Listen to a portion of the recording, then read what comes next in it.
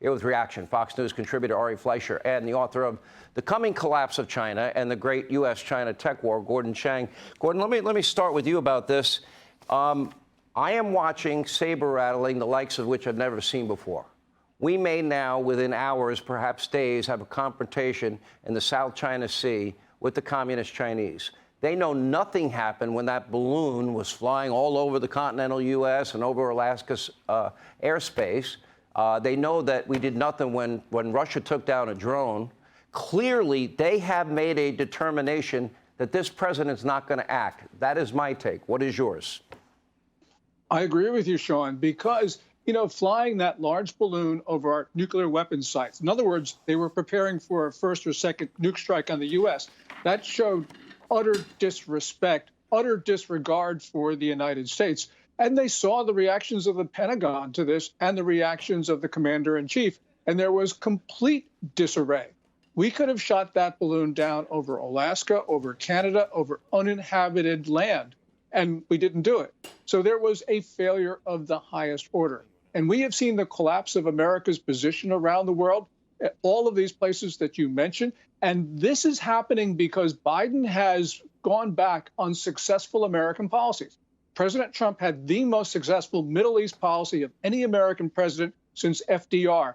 And Biden has had the worst. Trump should have gotten a Nobel Peace Prize for the Abraham Accords.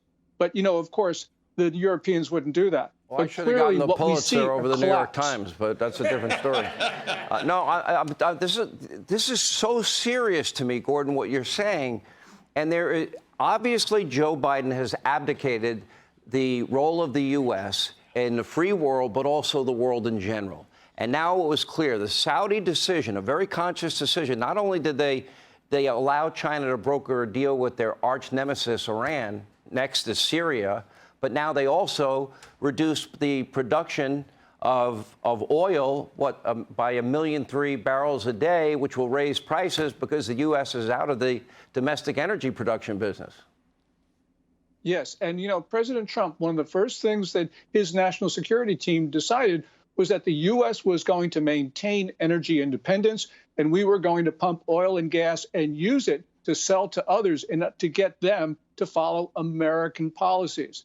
This was great policy. And Biden has just turned his back on it. And that's why we have the collapse of the American position. We've never seen this in our lifetimes. We're now back at the Carter era of the U.S. being considered the weak person in the world. I mean, this is incomprehensible, Sean. There was a moment, Ari Fleischer, during this President Xi and Vladimir Putin summit at the very end, and I know they wanted this to go viral. I know they wanted the world to see it. And that is President Xi saying that we have an opportunity that we have not seen in over 100 years. My interpretation of that is they now want to be the sole dominant superpower in the world. Do you agree or disagree?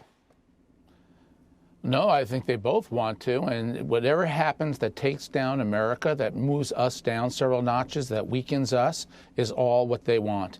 Look, this began with Barack Obama's refusal to enforce a red line against Syria when Syria moved chemical weapons. It started with a red line in Syria, and it's continued to a balloon with China. It's the weakness of the American president. This did not happen under Donald Trump, and it happens now because they measure us, and they measure Biden, and they see weakness. And Sean, you just said it right.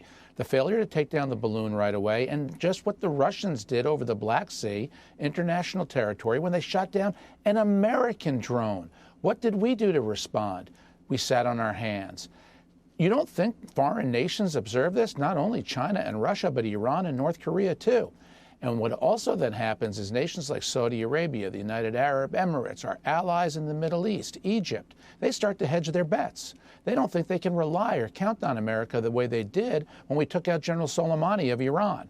So they start to cozy up to China and the others. Look, when Donald Trump was in office, the Arab nations made peace with Israel.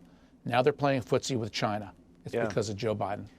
And Gordon, let me go back to you, because they're lecturing the United States and our elected officials. They're telling our elected officials that, in fact, they can't go visit our ally, Taiwan, or there'll be repercussions. They didn't even want Speaker McCarthy meeting with the Taiwanese president in California, for crying out loud. They think they can lecture us and threaten us. Go to the Drudge Report. China ready to fight. It goes on. Rare carrier confrontation showdown with U.S. Navy. I can't imagine for a second that would ever happen with Donald J.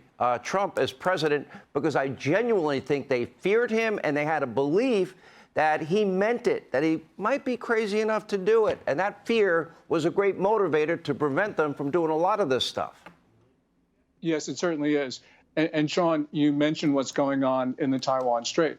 Right now, there are 3 large navies that are in close proximity to each other: China's, Taiwan's, and ours. This is exceedingly dangerous. We have seen China with these dangerous intercepts of American planes in international airspace. And it shows, again, that disrespect for the U.S. That means, you have a Chinese military corps. They know better, but they do want to go to war. And we have a political system in China that is actually encouraging Xi Jinping to do the same thing. This is dangerous, and Biden and the Pentagon, they have no clue as to what's occurring inside China.